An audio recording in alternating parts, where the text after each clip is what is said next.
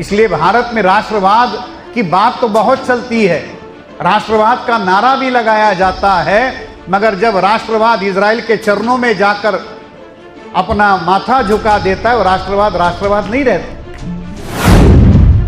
जो समाज अधिकारों को खोकर सत्ता लेना चाहता है, उसके पास ना सत्ता बचती है, ना अधिकार बचते, ना सिद्धांत बचते।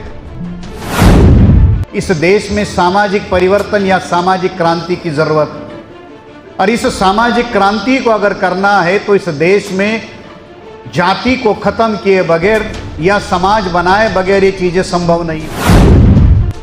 जो ये बात मानते थे कि सत्ता मिले ना मिले, सत्ता रहे ना रहे, सामाजिक परिवर्तन का कारवां आगे निरंतर बढ़ते रहना चाहिए।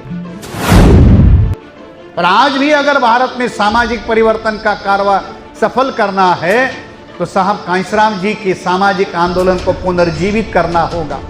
साहब कांशीराम जी कहते थे कि मेरे सपनों का भारत कौन सा भारत होगा? वो सम्राट अशोका का भारत होगा।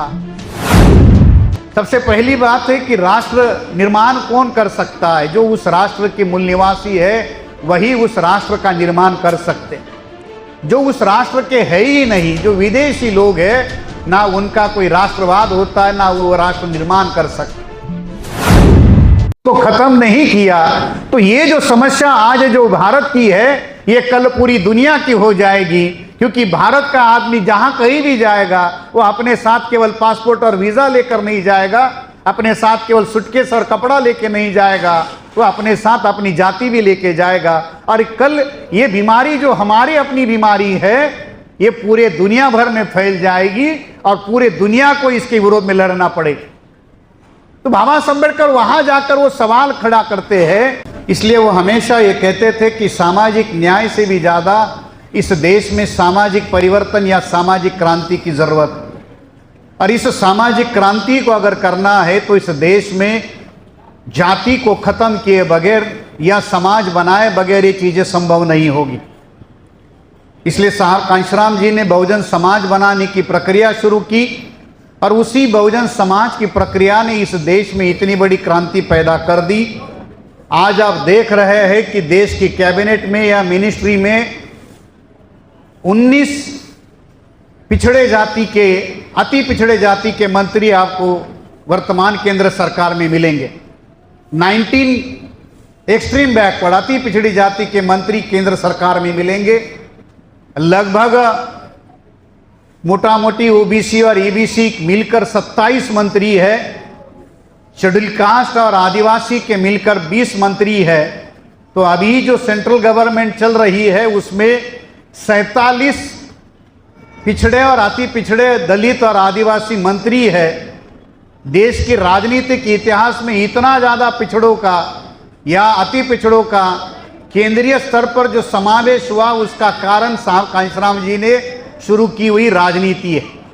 अगर साहब कांशीराम जी का आंदोलन नहीं होता तो आज इस देश में जो पिछड़े अति पिछड़े जिनको साथ में लेके हिंदुत्व का झोला या डफली बजाई जा रही है, वो दूर दूर तक भी खड़े हुए आपको दिखाई नहीं देते होंगे।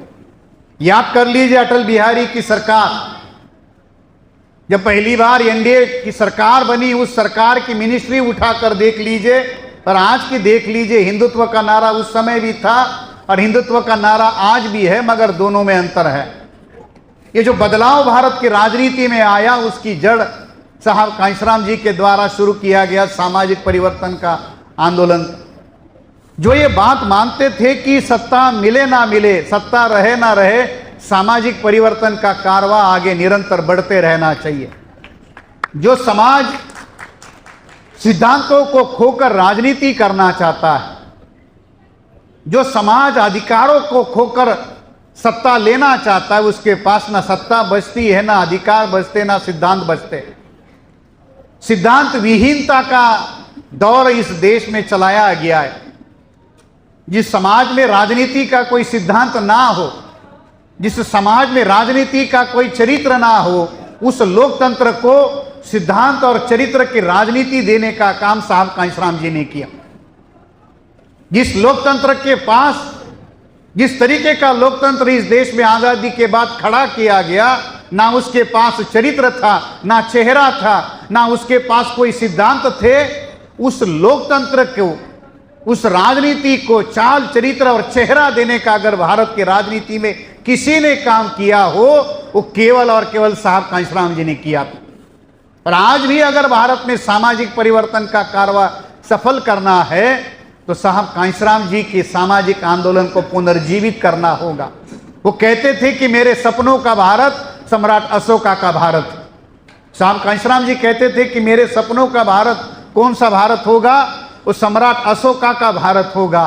और वही भारत जिसे बाबा साहब अम्बेडकर हमारे पुरखे स्वर्णिम भारत कहते थे, उस स्वर्णिम भारत को पुनर्स्थापित करना, ये लक्ष्य साहब कांशीराम जी ने रखा था। और आज भी जिस मंच पर हम लोग कार्यक्रम कर रहे हैं वो वही स्वर्णिम भारत का मंच है, उसे पुनर्निर्माण करना होगा।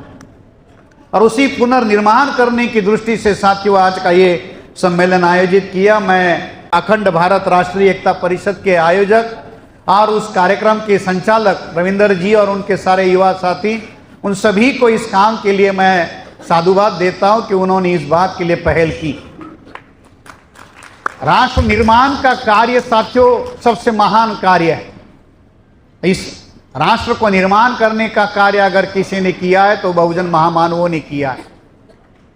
सबसे पहली बात है कि राष्ट्र निर्माण कौन कर सकता है? जो उस राष्ट्र के मूल निवासी है वही उस राष्ट्र का निर्माण कर सकते। जो उस राष्ट्र के है ही नहीं, जो विदेशी लोग हैं, ना उनका कोई राष्ट्रवाद होता है ना वो राष्ट्र निर्माण कर सकते। इसलिए भारत में राष्ट्रवाद की बात तो बहुत चलती है, राष्ट्रवाद का नारा भी लगाया जाता है, मगर जब राष्ट्रवाद इजराइल के चरणों में जाकर अपना माथा झुका देता है वो राष्ट्रवाद नहीं रहता।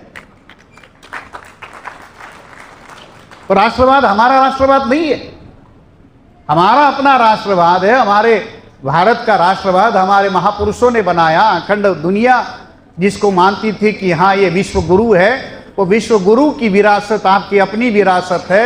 और उस विरासत को जानना समझना ये हम सबका काम है। और मैं ऐसे मानता हूँ कि इस काम को करने के लिए हम लोगों को अपना इतिहास और विरासत सही जानने समझने की ज़रूरत है। हाँ जी, रुकिए, जाने से पहले मेरे चैनल को लाइक करें, सब्सक्राइब करें और बेल आइकन जरूर दबाएं ताकि कोई भी मेरा न्यूज़ सबसे पहले आप तक पहुंचता रहे। धन्यवाद।